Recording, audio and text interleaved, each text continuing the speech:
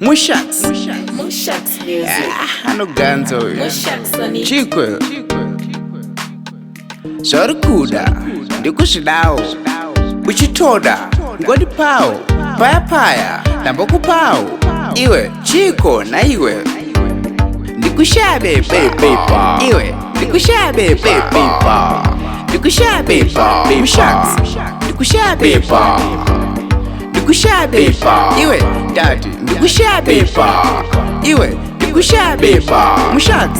Ndikushabe Mbomira kutaura zvekuseptic haungashaye bepa buritsa quick wona giyanda ingeja inika ndamuchiki chii chakadaro ndokuita shakataki uri kunzwa here samaita nekudhura kwaraita rabva kureka rabva kwachiutape ringadzokere kupedza patapata imbomira nonsense mira kujetachata ranga riri apa ndarisiya apa anogara apa iwe mwana atopipa kasi chasi kacho iwe hakana kuchipa ziso rinotsuka zvekudarika ropa zvakunge zvemudzimu kuita kunge dhirimu takuda pumupumu tomboshaikwa kondo unoita dhamudhamu vakuvhurira madhamu bepa robva rashayikwa pasini hashe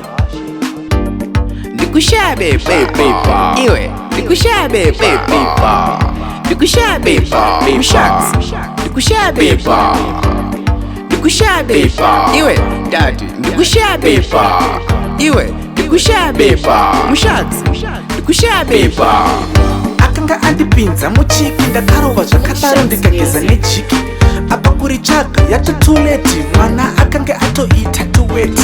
dikitara katichu kutotesa zvasangana nezvambuhu ndatototesa akandibvunza watoburitsa ndikamuti kochi chingandikonesa ndabvunza sopa pari padhorobha topinda fofa handingashaye bepa ndiri pazingeza musafamba ndiedza ndiri kapa wetsa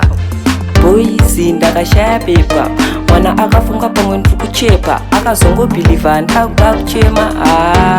musashaye bepa